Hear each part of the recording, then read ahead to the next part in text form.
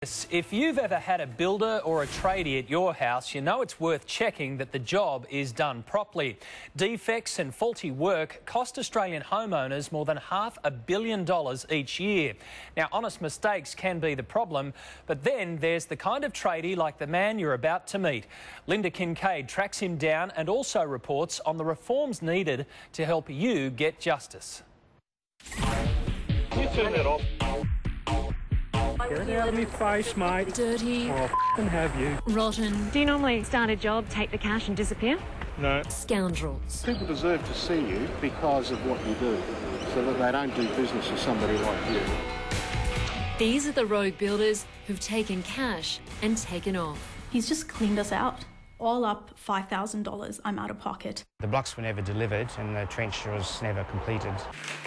Sarah Van Haeften and Anthony Shipman have never met, yet they've made the same mistake of hiring this builder, John DeVecchio. We had agreed on $4,000, but then he changed it on me and I obliged him. I think that's my mistake, because he said that he needed to pay workers and he needed supplies, so he needed the money straight away. The job meant to last a week dragged on for a month, and then DeVecchio decided to down tools for good. What did you actually finish? Actually, none of it. The plaster hasn't been completed, the boundary fence is barely standing, the third room is sinking, the floor covering hardly finished, and the remains of the shed lie idle. 8 months pregnant, Sarah says she was bullied and threatened into picking up supplies. I would have to go and buy concrete and cement, and even in my current state, I would do that. I told her about a couple of bags of cement 2 weeks ago. The last conversation I had with him, he wanted $200 for a beer and a meal. I said to her, I don't even have money to buy lunch or a beer. My alarm bells probably should have gone off sooner. Now forced to find another builder to finish off the repairs and work out legally how she can reclaim the costs. All up, I'm looking 10, 11 grand.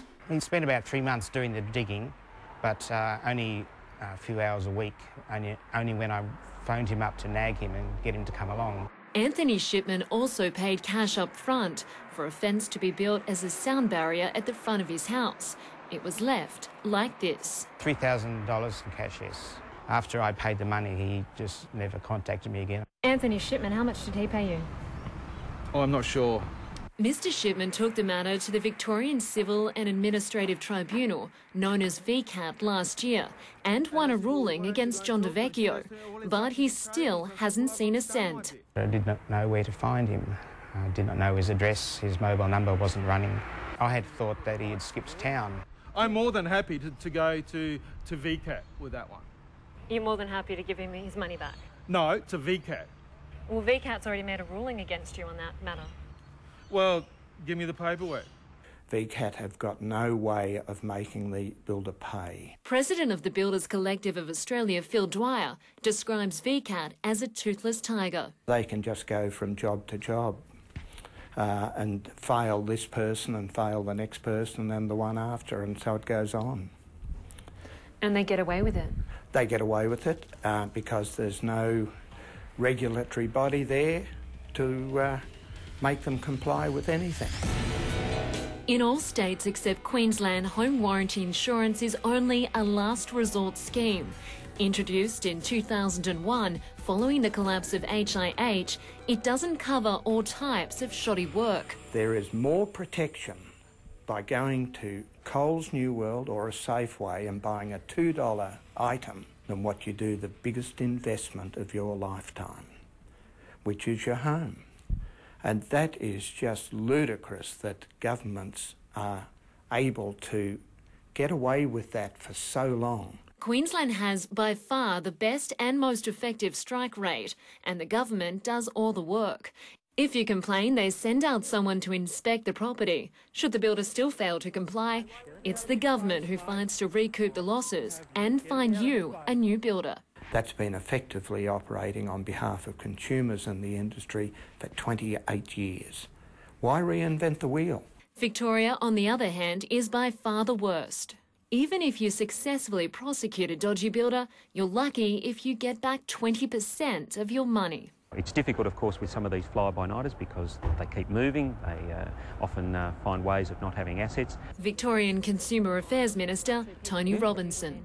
The more questions you ask of someone who's offering to come in and undertake major construction work for you, the more likely you are to be finding out that they're not the sort of person you want doing that work for you. The problem is the ones who are caught through VCAT are not named and shamed, their past remaining unknown to the next customer. Calls for nationwide reform are becoming louder following the collapse last year of Beechwood Homes, one of Sydney's biggest home builders. In 6 years, it's estimated $225 million has been collected by the 6 private insurers in New South Wales alone, with only a fraction, about $16 million, paid out in claims. The builder can build an incomplete house, a defective house, and then walk away, and he knows that no one will enforce the warranty. The Consumers Collective of Australia founder Anne Payton. We're talking about 20 to 25% of builders being, as I would describe, cowboy builders. Basically, we have in Victoria at the moment the wild, wild west. Tradies who quote under $5,000 like John DeVecchio don't even need a licence or permit, so typically they fly even lower under the radar. Do you have a building licence? Not at the moment, no, because I let mine lapse. But the job is under 5,000.